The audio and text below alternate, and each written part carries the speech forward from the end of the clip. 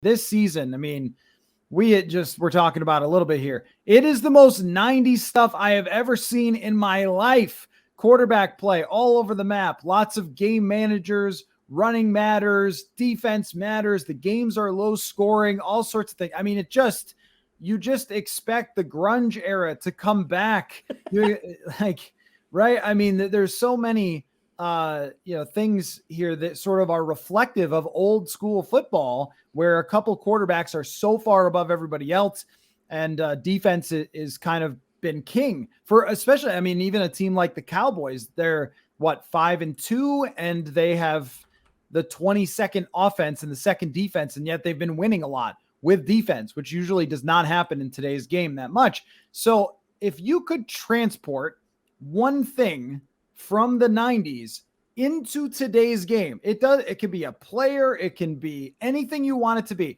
You get to go back in time, since we're seeing a very 90s season, grab something and bring it back and plop it into the 2022 NFL. What would it be from the 90s? I couldn't keep it to one because there's just so many things from the 90s that I would want to grab and bring to the football of today. One of them being a Vikings fan growing up in Minnesota as I did. The 98 Vikings, I want to see that offense play in today's NFL. I know the offense is kind of taking a downswing this year, but give me that passing offense with those three receivers, that quarterback, that offensive line play, and put them in today's NFL, and let me see how it goes.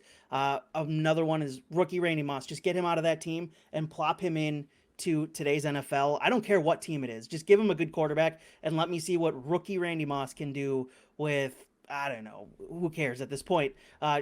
Patrick Mahomes or Joe Burrow or Josh Allen. Give him to one of those three quarterbacks and have fun. I know this one will speak close to your heart.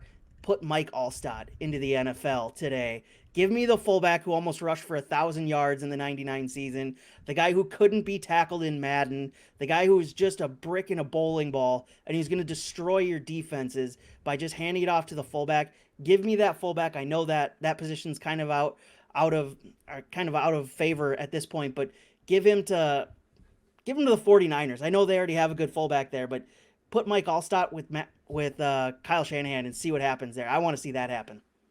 I love that. And fullbacks were definitely on my list as per the brand. But also, I mean, really, though, there were superstar fullbacks back in the day, not just Mike Alstott who could run the football, but somebody like Sam Gash or Lorenzo Neal. And I know this is early 2000s, but Lorenzo Neal was around for a long time. Go back and watch LaDainian Tomlinson highlights. And every one of them, this guy is running out front.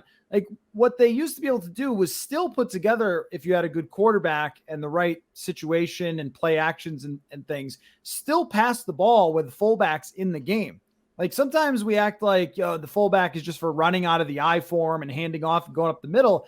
I mean, Steve Young used to have that split back where he'd have William Floyd and Garrison Hurst on his two sides in the backfield, and he always had a check down to either side of the field depending on how the defense played.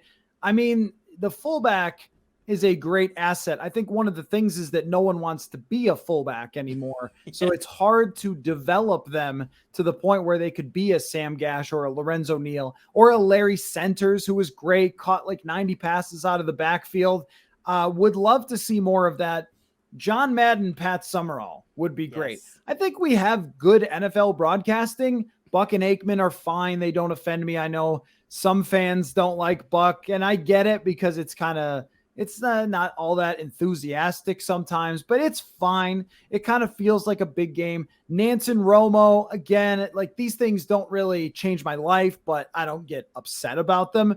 But every game that Summerall and Madden did felt super epic, and especially the wild games, the crazy games that we've seen this year, all sorts of close football games that the margin of victory has been closer than ever.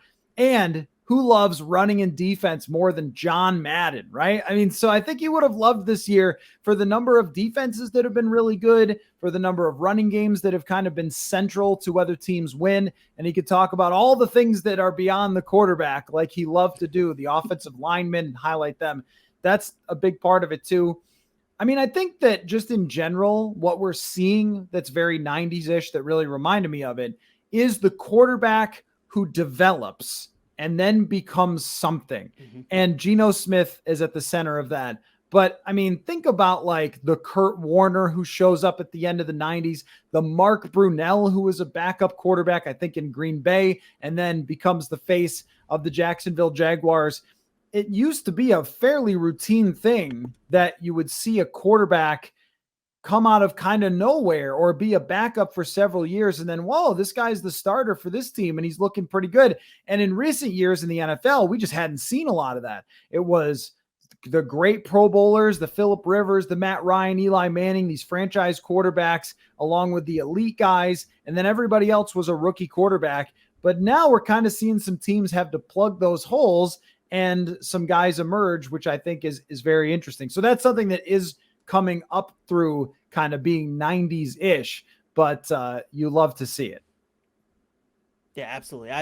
You want to see that the patience, which we don't get to see a whole lot of. It's always just, okay, we drafted this guy first round, he's got to go in. And now you're starting to see that, oh, these guys can develop if you give them time, if you trust that they will learn how to play in the NFL. It may not look good at first, but if you give them time, if you give them the right teaching and the right mentors to help guide them along, like you saw Patrick Mahomes get some good mentorship from Alex Smith, and that had to have helped him. And I think he credited Alex Smith when he won the Super Bowl with helping him develop into a professional quarterback. And yeah, you like to see guys just have the patience shown to them to let them develop and let them go through rough patches and, burst onto the scene and become stars.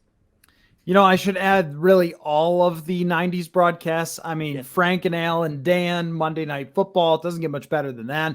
And then Dick Enberg and Don Trumpy, was it? I mean, but Dick Enberg, one of the great play-by-play ever. So the NFL on NBC was epic in the 90s.